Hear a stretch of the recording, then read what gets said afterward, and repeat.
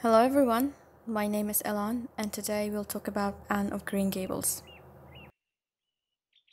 I think I was about 10 when I first knew of Anne through a dubbed version of the old Japanese cartoon. Her name in that show was Shama.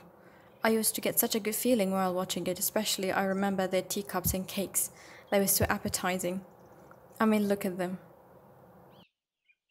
Years later, and I got myself a copy, actually two, of the book.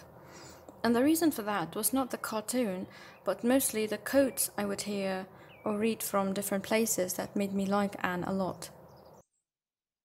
The first copy was from a collection of all 8 books in the Anne series. The covers were the reason I bought this expensive collection. They conveyed the feelings of imagination and innocence that I had of Anne.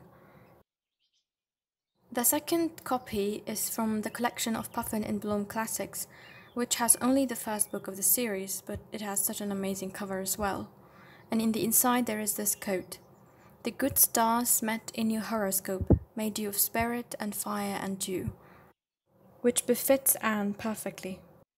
Also, on the inside of the cover there is the illustration of the character of Gilbert Blythe, whom I admire and like very much, and that of Anne and Diana holding hands, and of course some illustrations of Green Gables.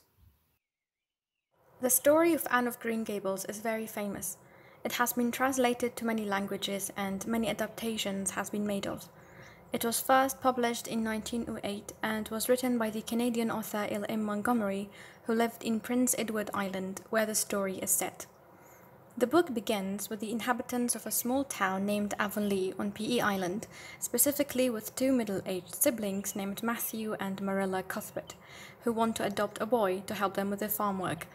But instead they end up with an 11-year-old orphan girl named Anne. We then follow Anne as she adapts to her new environment and the people of the town of Avonlea. My favorite part is Anne's relationship with Marilla. How at first Marilla used to think that Anne was a troublemaker and needed Christian guidance, to a girl that she loved more than anyone in the world.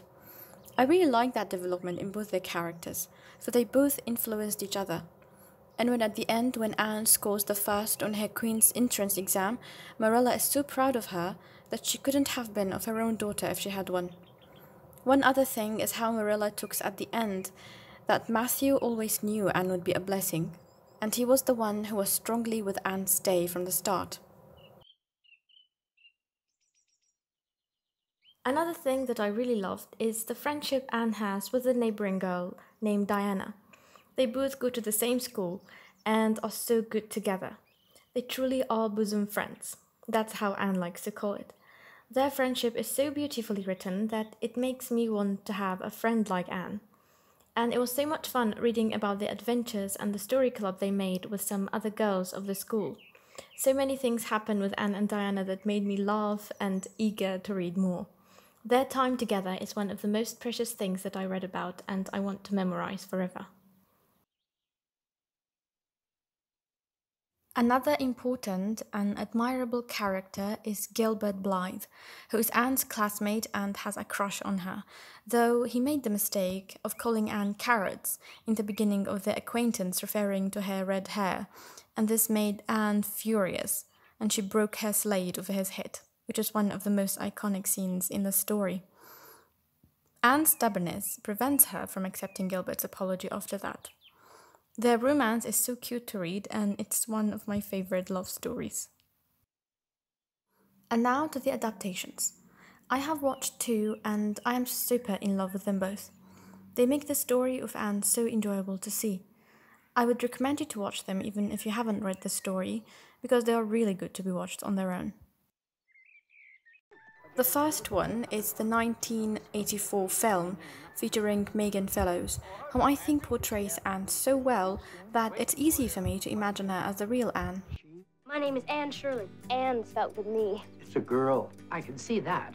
Where's the boy? There weren't any. Just her. We have absolutely no use for a girl. You don't want me because I'm not a boy? She's no good for us. We might be of some good to her. Actually, this adaptation has the best cast for all characters, not just Anne. Gilbert and Marilla and Matthew are also well casted, and Diana is just like how I imagined her. Her and Anne's costumes are so pretty in this adaptation. How dare you! Fishing for lake trout. For lake trout. We were gonna be friends.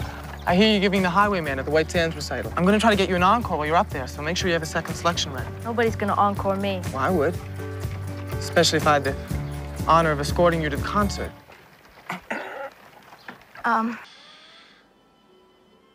The second adaptation is the old Japanese cartoon titled Akage no An, which translates to Red-Haired Anne. I have watched this many years ago when I was a child, and it is the one I mentioned earlier about liking their teacups and cakes.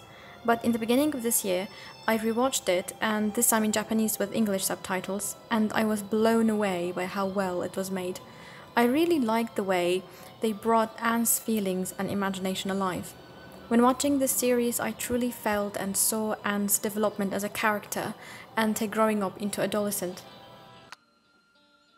They have done such a good job on making Green Gables the beautiful place it is, and also making the characters so well. I'm a big fan of Japanese anime and cartoons, so I'll be biased when I say I can't recommend this cartoon enough.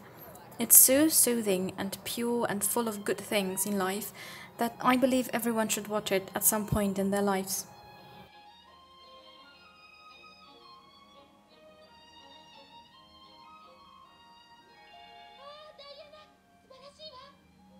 I really love Japanese language, and the way the characters' names were pronounced was so cute in this adaptation.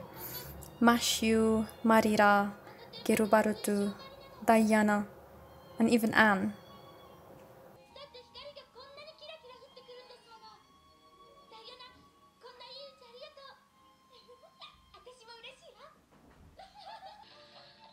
So that was all about Anne of Green Gables.